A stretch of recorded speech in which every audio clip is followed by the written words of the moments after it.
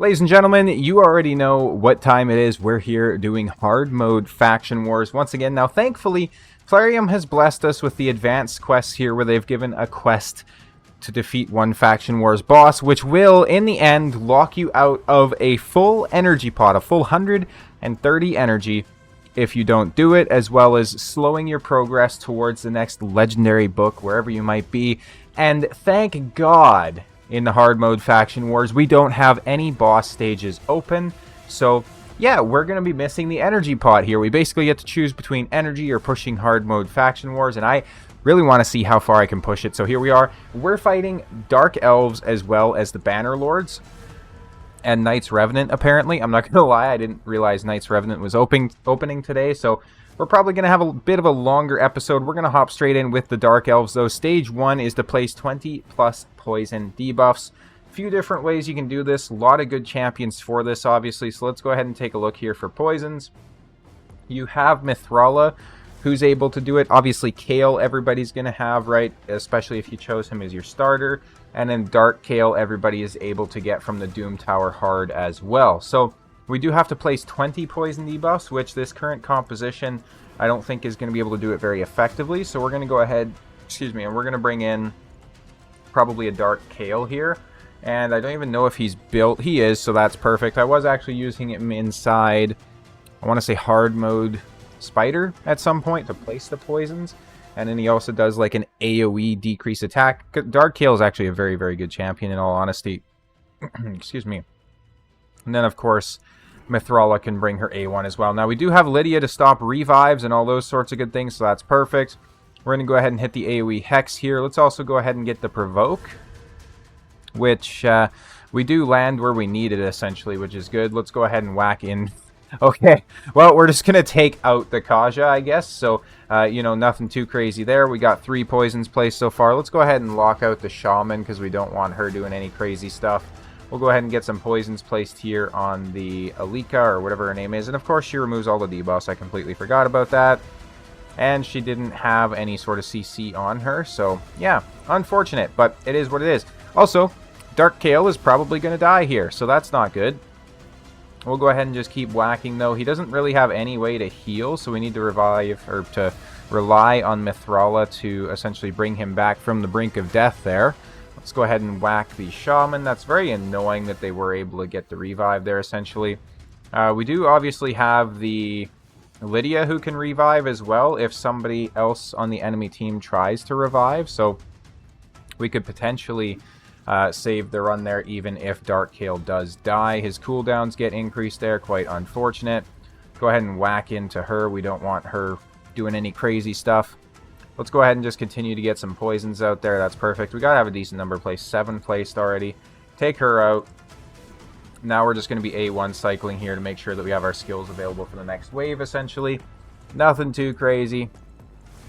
Dark Kale's very good, too, because he can actually even, like, detonate the poisons as well as HP burns that he can place on his A1. So, certainly a very, very strong champion. That should be, like, 9 poisons placed, I think. Yeah. Let's go ahead and get more poisons placed here with the Dark Kale. That should be like 12 of them placed. Perfect. We're going through the Dark Elves pretty easily here. So far, we just need to make sure to get the CC out there, obviously. Let's go ahead and try for an AoE Hex here. Would be quite nice. We are boosting the turn meter there, which is a bit annoying.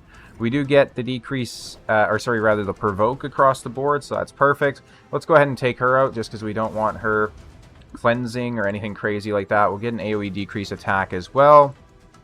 Of course, the Petrification is going to help us here a little bit, which is awesome. We'll get Dark Kale kind of shielded up a little bit there too.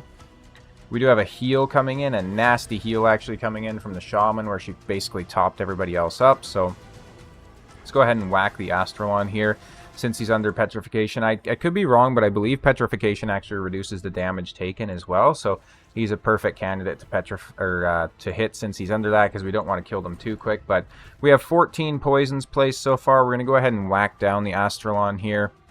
Just not really wanting to deal with his BS. As you can see, with the Dark Elves, we are not struggling for damage, certainly. So really at this point, we're just trying to make sure that we get through this without anybody dying. And is that the poison requirements met? Almost. We need to place 2 more poisons. So when Mithrala comes around to her turn, we might be able to do it. And there we go. There's the poison requirements met, so now we can just go ahead and start blasting people down, which is perfect. Especially on the third wave, to not have to worry about, you know, placing a debuff or something like that. That opens up so many options for you. Let's go ahead and get the decreased defense. Let's go ahead and get the AoE Hex. They do have the Freya who can cleanse, so we do land the provoke on her, though, which is perfect. We absolutely just clap everybody there, too, so it doesn't even really matter at the end of the day. And it's just Ethlin left, or whatever this guy's name is. I always forget his name. And there we go. There's stage 1 of the Dark Elves cleared. We're now going on to stage 2, where we have to place 10 plus freeze debuffs. So if you're needing options for this, a good option is going to be Durandil. Ray can do it, and then the champion I'm going to be using actually is Luria. So Luria is going to be the one that we're using to get accuracy, or to get freezes rather. I don't know why I said get accuracy. So she's just going to replace Dark Kale, I think. I'm going to go ahead and do Fitting Room. We're going to go ahead and do this and this. We're probably just going to throw regular gear pieces on her because I don't want her in any of like the special 9-piece sets or anything like that. Just because if we put her in those special sets, then we'll have to take them off of her at some point. So let's go ahead and do priority stats on speed, accuracy, HP. Really the only things we're looking for here. As always, you know the deal. That being said, while I get Luria geared up for her run, channel memberships are, of course, live, so go ahead and hit the join button down below if you want to support the channel a little bit extra. It would be very much appreciated. Of course, it is completely optional, though. I know not everybody necessarily has the funds or the willingness to do it, and especially with today's crazy financial situation, I wouldn't blame you. So, that being said, though, let's go ahead and hop into stage 2. Additionally, there is a Discord link down below where I'm constantly sharing, like, you know, channel updates, game giveaways, Raid Shadow Legends content, Watcher of Realms, Wuthering Waves, all that sort of good stuff. So make sure to go ahead and hop in there if that's something that interests you. Now, if you are trying to get through this quest, Luria is actually somebody that can place a lot of damage as well with her A2. So it is an AoE freeze with a block revive, which is pretty crazy. We do get 3 freezes placed already. Let's go ahead and take down the Zargala there. Let's go ahead and just shield everybody up. Now, unfortunately, I don't have her booked, so it is very possible that we're going to struggle to do this one consistently, at least. We don't have freezes anywhere else on her kit, I don't think. No, we don't. So let's go ahead and do this. She has a lot of debuffs on her A1, which is pretty cool. She's got a very unique kit, that's for sure. We're really just hoping that we can get a bunch of freezes placed on like the 2nd and 3rd waves, I guess. Go ahead and get some poisons there on the Zargala. Zargala is going to do the crack armor, though, which is a bit annoying, but it is what it is. We're going to hit the A1 there with the Luria, hit the A1 with the Lydia, hit the A1 with the Vizix. Vizix is obviously a god tier champion for, you know, clearing hard mode faction wars because of the amount of control she brings. You can also build her as a DPS unit. Like, she brings a lot of really good options for your team. And then obviously, most likely by the time you're trying to beat hard mode faction wars anyways, you're going to have her, right? Since she is a daily login champion. So that's something to consider there too. I would say she's very much a free-to-play friendly option since it literally just does require playtime, right? So it's not like you need to spend money or anything crazy like that to get her. Let's go ahead and hit the AoE Hex here. You can see that the Slicksai are unfortunately very squishy, so we're doing a lot of damage. So let's go ahead and try for that freeze. It looks like we did land it on everybody, so we now just need to cycle through our turns here and then try to make sure that we have her freeze ability available for wave 3, and then we should be able to get it placed without too much of an issue. Get the decreased speed, just make the turn cycles a little bit easier to get through. It's looking like it's not going to happen, ladies and gentlemen. She's not going to have it available, unfortunately, so she's going to have 2 turns to go once we get to wave 3, it looks like. But everybody else is going to have their skills available, so we can kind of just chill with some CC. Obviously, I am using Aphidus in this team, which, to be fair, for the team so far, at least, he has not been required. In hindsight, we also probably shouldn't have put the decreased defense out there, because that's why we're doing so much damage to them. But, yeah, Aphidus is, of course, far from required for this. You can bring in any sort of other generic DPS unit, and let's be honest, the Dark Elves do not struggle for competent damage dealers, right? Like, there's so many good options that you're not really going to have issues finding someone that can do the job for you. We get a stun there on the Vizix, which is annoying to deal with, but it is what it is. We're going to block cooldowns on this guy here. Block active skills specifically, rather. Do a 71k hit to him there on the A1 from the Aphidus. That's pretty crazy. Get the decreased speed out. Get some poisons. We really just need to make sure that enough of them stay alive so that we can place the at least one freeze, right? We're going to get the AoE Hex here. Oh, that could have been a big hit considering that Vizix was under ally protection. It's crazy because even these champions that generally don't do a whole lot of damage can be very scary when you're using them for ally protection. And by the way, we now have all the freezes that we need, so we're just going to go ahead and start slamming into people here. We're going to throw it on auto and target Ugo. Really all we need to do. Aphidus should make pretty quick pretty quick work of this. Essentially, the most annoying part is just the fact that the Krisk has the decreased attack that he can place on us. So there we go. We get through stage 2 without really any issues. Let's go ahead and take a look at stage 3, which is to place 10 plus provokes. Now, for provokes, it's a little bit, more specific, but you've seen the options we have. So Aphidus does actually fit into this category. Vizix is going to be another hard carry here as well. Aphidus, if you're not familiar, on his second form is where those provokes are going to come from. So you might have been wondering, well, where are those provokes coming from? He doesn't have it in his kit, but yeah, he has it in his form too. So we're going to go ahead and essentially just cycle between him and Vizix, and we should be able to get the provokes down quite easily. Like, we already have 5 of them placed. We get a block revive there as well, which is perfect, and now we're going on to wave 2. So it's nice that now we can actually get through this without, worrying too much about, the damage being dealt or those sorts of things. We're going to go ahead and buff up here. We're going to get the AoE decreased speed. We're going to switch forms, and I think it's on his A2, if I'm not mistaken. AoE stun. Here we go. AoE provoke. It's nice, too, because it's just straight up a place of a provoke as well as like a strengthen and whatnot on your team. So it's really only predicated on accuracy. You're not worried about, like, hey, is this going to land because whatever reason, right? Affinity matchups or, any of those sorts of things. It's just straight up, hey, you're getting provoked now. Screw you. We have all the provokes placed that we need, by the way, so as soon as we can, we'll go ahead and switch back over his regular form.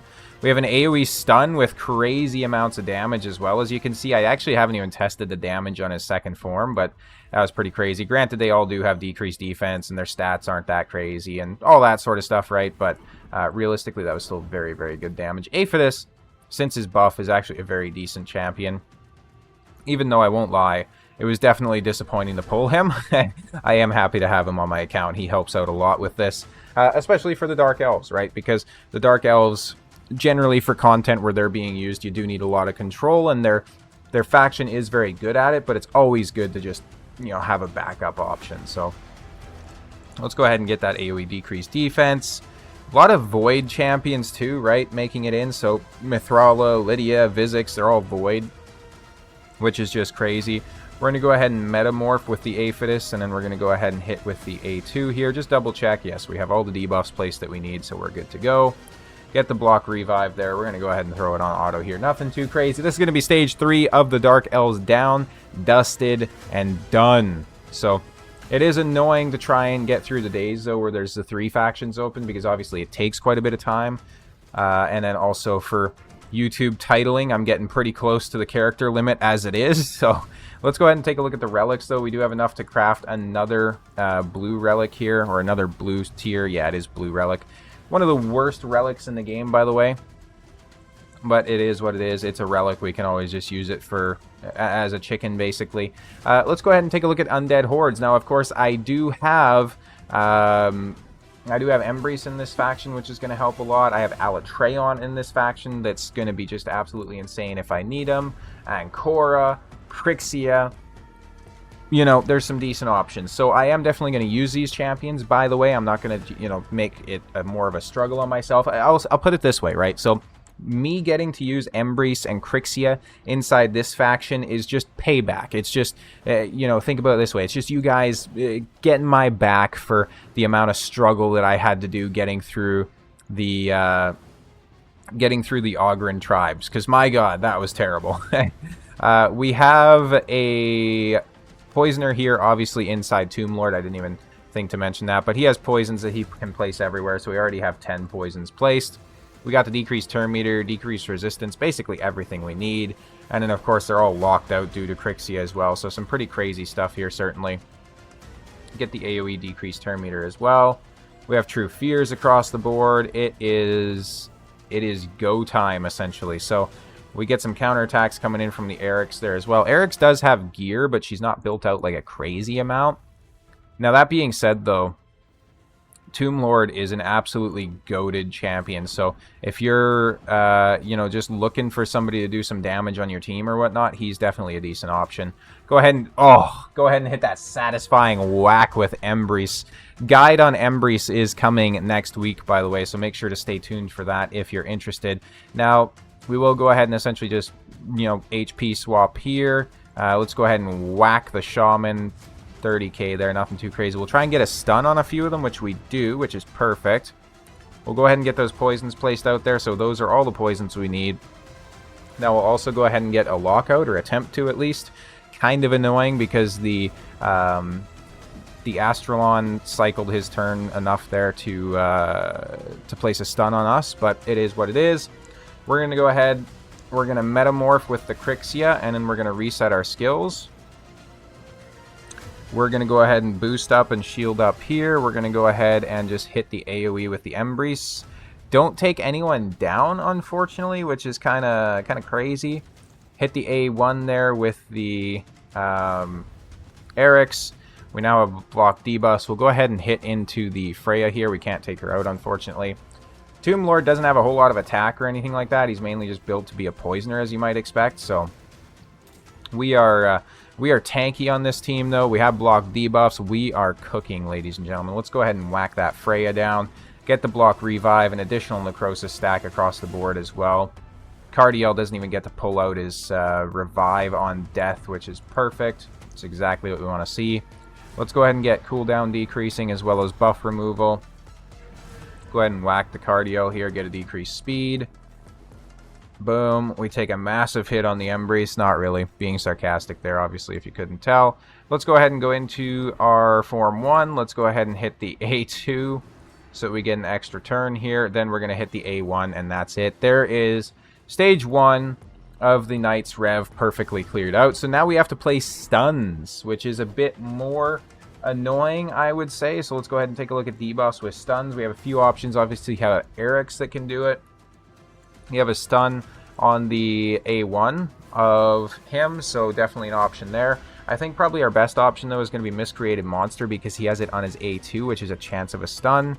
And he does have decent enough accuracy, so I think we'll go ahead and bring him in instead of Tomb Lord and just see if we can't cycle through his skills and get some stuns placed there. I think would be pretty cool.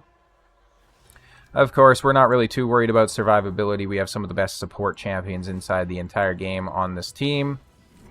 So we are perfectly okay with that. We're also going to go ahead and try to get some stuns here with the Eryx. We do get one stun. Obviously, it should go without saying, but Eryx inside a stun set is going to be absolutely cracked for this, right? So if you're really struggling to get through this content, there's an option for you. Don't want to hear no excuses. Eryx is literally a daily login too, so I mean, it doesn't get much easier than that. And I think the important thing to note is that, like, by the time you're trying to beat Faction Wars hard, you're going to be a very advanced player, right? So let's try for more stuns there. We don't get any additional stuns from the Miscreated, unfortunately, but it is what it is. Let's go ahead and just keep doing an A1 here. And there we go. We're on to stage 2. So we'll see if we can't get some more stuns placed here. We're going to go ahead and lock everybody out. Perfect. Now, luckily enough, I don't even think Eryx, or not Eryx, I don't think Crixia has missed a lockout yet, which is pretty incredible. We'll go ahead and metamorph, though, with our Crixia, and then we'll go ahead and do a reset. There we go. Let's go ahead and do this. Let's go ahead and do this. Now, we do need some stuns to land here, so let's go ahead and try to get that, shall we? I am a little bit worried that Eryx is just going to kill them, though, but let's see if we can get some stunnage. We don't, so that's pretty fantastic. Go ahead and A1 here. We do clap another one of them, unfortunately. We get a stun there on the War Chief, so that's good at least. We're just going to have to turn meter cycle here and hope for a stun. I don't know if we're going to get it. I think we'll have to rerun this, unfortunately, but we'll see, we'll see. We'll go ahead and do this into an A1. We get a decreased cooldown placed on the miscreated there, which is fantastic. We do also have the reset available right away with Crixia. Let's see if we can get a stun here. We got 3 stuns, so we're at 8. We just need one more stun to be placed, essentially. We're going to go ahead and reset with the Crixia. Now we can try with the Eric's to stun these other 2. We do get one more stun. They fall out of a stun, so this is quite literally perfect because miscreated should be able to come in here and do one more stun quite easily, I would think, which is all we need. So there we go. That should be the stun done, right? Yep, there we go. So everything's done. Now we can just focus on just absolutely clam slamming them into the ground. So we're not really too worried about much here. We're going to go ahead and switch over. We're going to go ahead and hit the slam with Embrace on his A2. Everybody's got a bunch of Necrosis on them now as well, which is perfect. And there it is. Necrosis finishes it off. We're on to stage 3, which is to place 10 plus Provokes. So let's go ahead and see what we have for Provokes. Obviously, as you've seen, we have Soulless that's able to do it. We also have Versolf if you have him, who's another very good option. There is actually this guy as well, Pharsalis Gravedirt, who can place a Provoke on the A1, so he's got a pretty decent option there. And then even at a rare level, we have a 50, almost a 60% chance on Longsword Trox here on a decrease based damage dealer to go ahead and place a Provoke as well, so he's a very competent option. Now that being said, I think I'm going to run Soulless, who's built out, you know, okay, I suppose. Let's go ahead and see if we can't get some additional accuracy on him, though. So we're going to go for an accuracy banner here. Substats of speed. It is very nice that he has, or that we have free re-gear as well, so that helps us a lot. He can also remove buffs and whatnot, too. So on his A2, he can do a buff removal, so he can be pretty crazy for that. Now, Soulless, funny story, actually used to be like the #1 defense-based damage dealer in the entire game, believe it or not. And I was like super excited when I pulled him. I actually went and like started bragging to my roommate. I don't know if he'd even remember it or not, but I went and started bragging to him when I pulled him. I was like, look who I got, look who I got. And he didn't really get it. So I was like, it's like the #1 defensive-based damage dealer inside Raid. You know, the whole classic, you build him with damage and it's increasing his survivability too. It's just such an exciting time.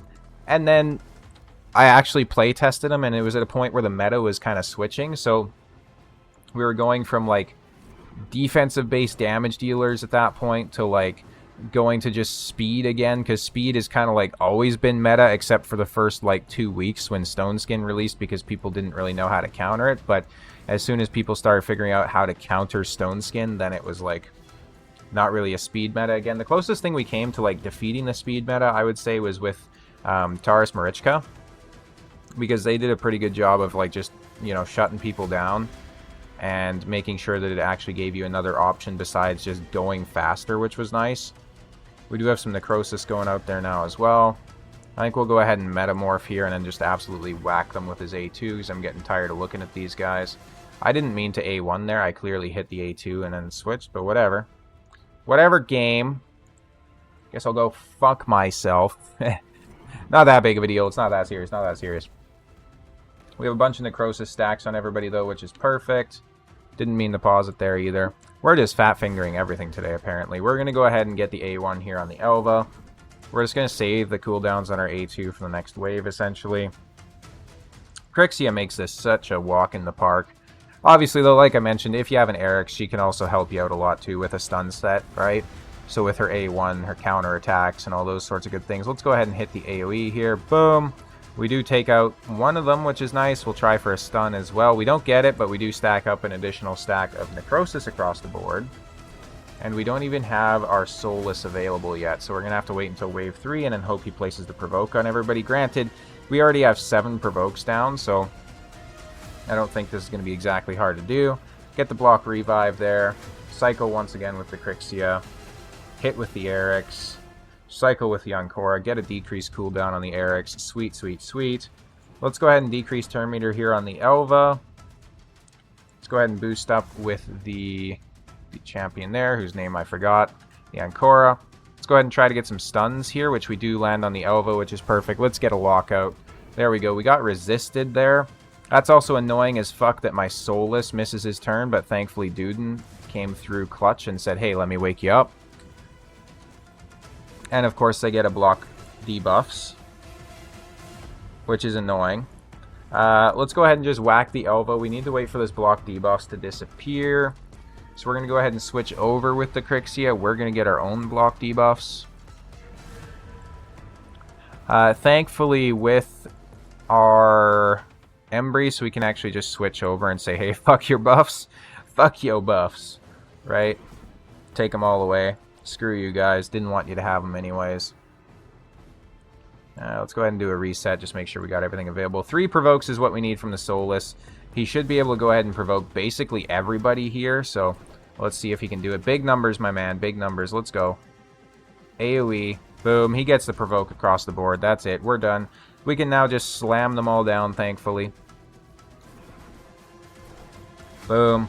That takes out most of them. We have Necrosis stacks taking out the rest. The extra turn proc into the Necrosis detonations is huge. We've cleared all 3 stages of the Knights Revenant that simply. And finally, we're on to stages 4 through 6 of the Bannerlords. So this one is to manipulate buff or debuff duration 20 plus times.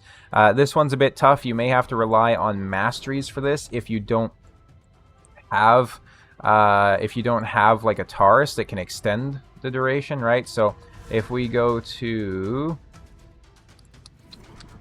Am I just silly? There it is. Increased buff duration. It's literally just Taurus. And then if we look at decreased buff duration, you have a few options here. So you have, obviously, Sigmund the High Shield. You have Timit the Fool that can do it. And then you do actually have a rare option as well. Which, I mean, you know, it's kind of just, it is what it is. So what we're going to do, though, is we can also just bring in, obviously, our Taurus. I think, and then we'll actually bring in Sigmund. So Sigmund, he has the chance of doing it at 20. Okay. So decrease in duration. So it's when he's attacked, and he is a provoke champion. So he should be pretty easy to do this with if there's any sort of buffs on the enemy team, which I don't think there really will be. But we'll go ahead and heal up here with the Marichka. Of course, we do get an extra turn, unfortunately. Now, Taurus, with his A3, should also be able to help us out on this front. So let's go ahead and do the A3 there. There we go. So we have 5 manipulations. Oh, goodness. Oh, goodness. Okay. I don't know if that's going to be quite good enough, in all honesty. They whack into us, but because of the Vocadric Heart, they can't do anything anyways, unfortunately. Taurus might just do too damn much damage here, in all honesty. Too damn much damage. So we have 8 manipulations so far. We got locked out too on the Sigmund, which is kind of funny. Yeah, Taurus is just doing too much. So here's what we're going to do. We're going to end the battle. We're going to go to our Taurus build. Sigmund doesn't have gear, apparently. He's missing gauntlets, but that's whatever. So Taurus, we're going to go to preset manager, right? We're going to go to save. We'll do save as champion preset. We'll do Taurus. Save as champion preset. Then, as you can probably expect, we're just going to start removing gear from him. Because we really just want him to be there to extend the buffs. We're not really wanting him to do damage. So, obviously, we'll still leave the boots on him just because that's where the majority of his speed comes from. And then so he has like not as much crit rate, not as much crit damage, so we should be able to get through it there okay. And then him combined with the Archmage, I think we still have enough damage to get through this. So let's see, does he have lasting gifts? He does, so we have a chance to extend the buff duration there as well, which is perfect. So let's go ahead and do this again. The Taurus coming in here with his A3 won't absolutely blast everybody now, hopefully, so we can essentially get those manipulations a little bit more. Go ahead and get the A3 there. We already have 7 manipulations, which is perfect. Go ahead and get the provokes as well, kind of across the board there. A little bit more resistance on him would be quite nice. The Taurus, it still just does insane damage, by the way. The Taurus just one-tapped 3 of these guys, even though he's literally naked. That is hilarious. That is actually just hilarious. 12 manipulations. The counterattack on the Taurus takes out the Necmo. This is crazy. This guy's busted. Ref, do something. I don't mind, though. Makes my job a whole lot easier. You guys are going to be struggling a little bit more if you don't have Taurus, unfortunately. Go ahead and get the ally attack there. We have a crap ton of buffs up, too, so if we could get around to his A3 here, that'd be perfect. Which we don't have available quite yet. There we go. We got the AoE revive. That's actually kind of what we were hoping for.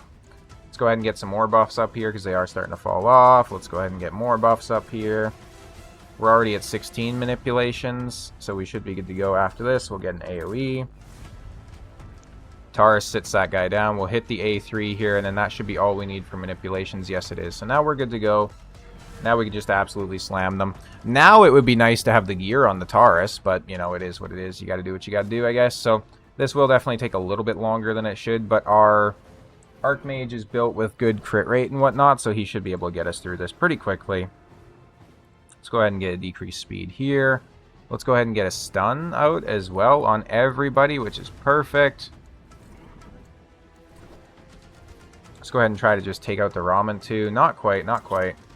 We do get the counter attack there as well, which is nice, but we have a block passives on us all, which is kind of annoying, but it is what it is. Let's go ahead and do this. Go ahead and get that provoke. Sigmund can actually do some decent damage as well if you have him built to do such with his A2. So, you know, just something to consider there if you're struggling to get through these waves. Block passives is still very annoying because obviously it stops the Taurus Marichka combo from being so goddamn strong. I'm going to go ahead and just keep whacking here. There it is. Maneater is CC'd, which is good because I actually forgot all about him. And he could have absolutely screwed me if he placed the unkillable for 2 turns. Granted, we do have the Sigmund who has the chance of removing buffs on his A1, so he could have helped us out there. Counterattack from Taurus is enough to finish it. 60k counterattack, by the way, with how low his stats are. That's pretty crazy in my opinion. AoE defense break. Let's go ahead and get an AoE stun as well, because why not? Go ahead and get an AoE provoke, which lands basically everywhere. Get the A3 from the Taurus. Just double check our conditions, but we are Gucci. Not many extra turns coming in from the Marichka here. She's built inside Relentless, which appears to be not working on her, unfortunately. Let's go ahead and get the Ugo down, hopefully. If he has enough damage to do so, he does not. Let's go ahead and get our boost up here. Obviously, we're not really, like, worried on this wave whatsoever about, like, any sort of, you know, death, really, because everybody's just so cracked out. We'll go ahead and buff up here, though, with the Sigmund, just to make sure. These Slixises are always a little bit worrying because obviously they have crazy stats considering their rarities, and they can place stuns and all that sort of good stuff too. So we'll go ahead and do this. Boom, boom. The Archmage takes him down. So now we're on to the next wave, which is hits while they're under leeches. So let's go ahead and let's restore our Taurus gear before we forget to do that. So was it not a champion preset? Where's his accessories, ladies and gentlemen? Where are his accessories? Oh, we actually have to select the different accessories, which is so odd. But there it is.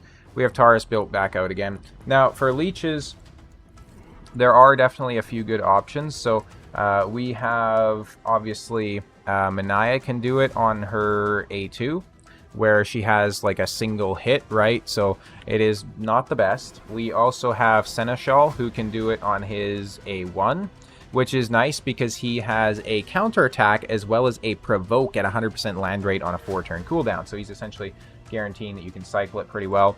But my pick is going to be the AoE Absolute Goddess of Lady Annabelle, who has some of the nicest claws inside the entire game. Look at those things. Look at those claws.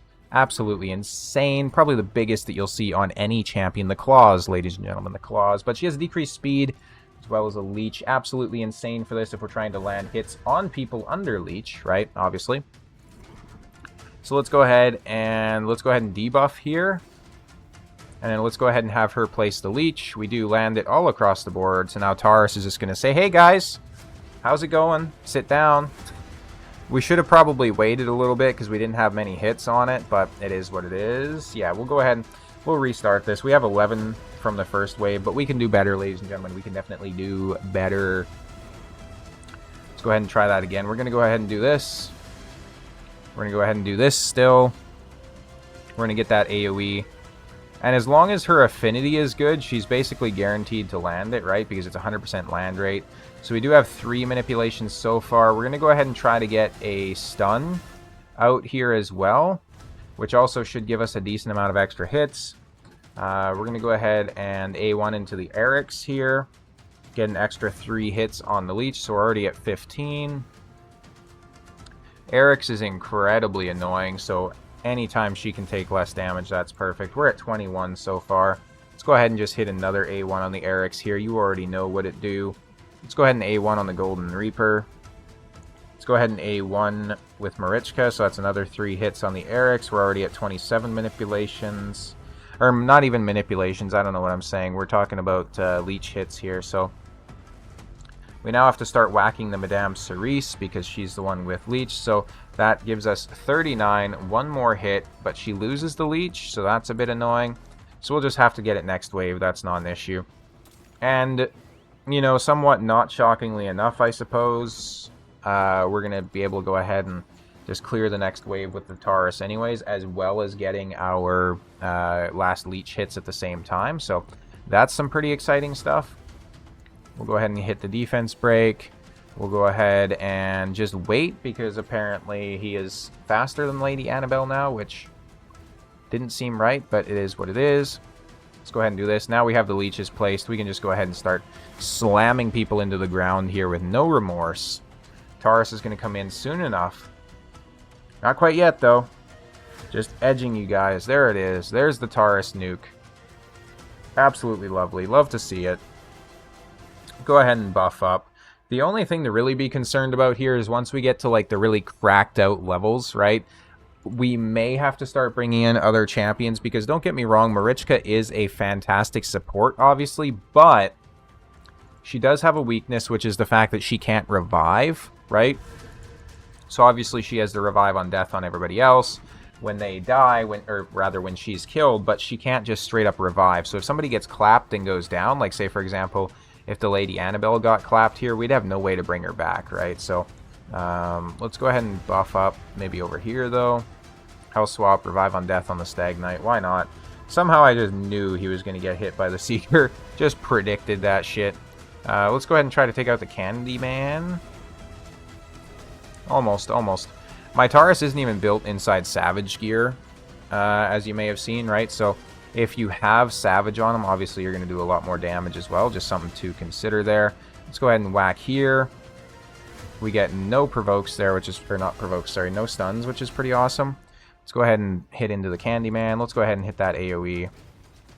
And that's almost it. We literally just have a little bit of HP left on the Mausoleum Mage.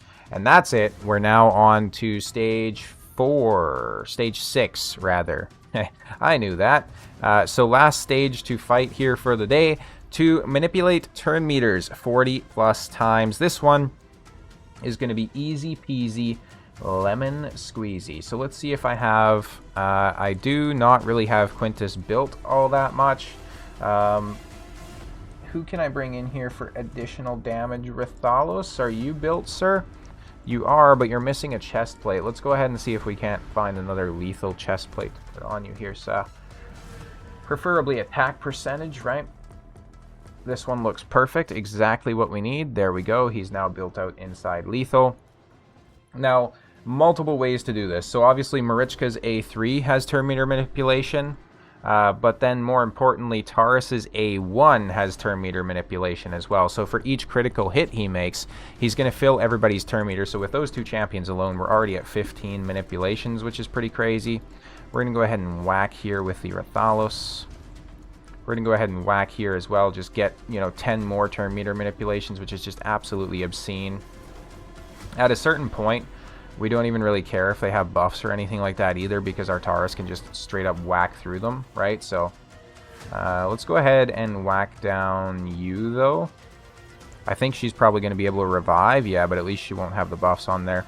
Let's try to get some CC here. We do get some CC, which is perfect. And that's almost all of our turn meter manipulations that are needed.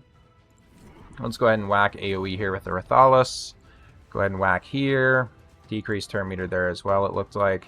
That's going to be all of the manipulations that we need. So now we can just focus on doing big damage, big numbers, absolutely slamming them into the floor here. And it'd be nice if we got some relentless procs from the Marichka too, not to ask for too much or anything, Plarium, but I think we have yet to see it proc, which is pretty crazy. Let's go ahead and slam here with the Taurus. Just Lady Kimmy and Oella are left alive. We get the AO1 there, or A1 with the Rathalos. And this is going to be a pretty easy 3-star clear. If you don't have Taurus that can do this, obviously Marichka is still a decent option. Keep in mind that anybody who can fill or decrease turn meter will work for this, right? So the manipulate turn meter 40 times. You can use something as simple as the Evil Eye Mastery, and that's going to work perfectly fine. So Elva can go ahead and fuck herself right there. We get a decreased turn meter, but nothing else, unfortunately. We get big damage there from the Rathalos. I think that was his special attack. Counterattack coming in here. Almost. I'm a little bit worried about the second hit on the Rathalos there. Let's go ahead and get the AoE defense break. Let's also hope for the decreased attack, which we do land on pretty much everybody. Turn meter boost there as well. Taurus gets the counterattack because we got frozen. Let's go ahead and turn meter reduce here. Let's go ahead and A1 there, just to make sure that we have half as much damage coming towards our Rathalos, because he is a little bit squishy, all things considered. All things considered. We do get frozen there, which is unfortunate, but Tormund being annoying as per usual, just Tormund things. There it is, just to confirm, yes, we have the 40 manipulations. Tormund on his own ain't going to be able to do enough to us, just ain't going to cut it, so I think we'll get through this pretty quickly here.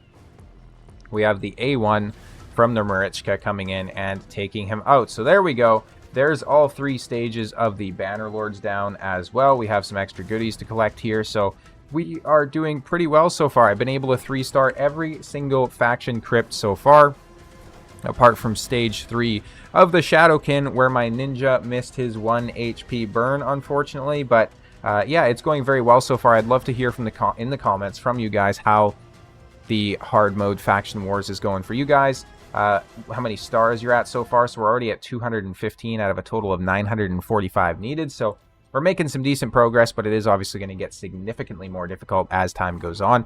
All things being said, though, I'm just looking at the recording over here as I put my lip balm on, and we're 43 minutes in for beating 3 factions, which is pretty crazy. And that really just goes to show how strong these factions are, I guess, compared to the other factions that we've fought, because we had been sitting there for like an hour and a half trying to beat 2 factions, right? So, I definitely know which factions I need better champions from. But that being said, thank you guys all so much for watching.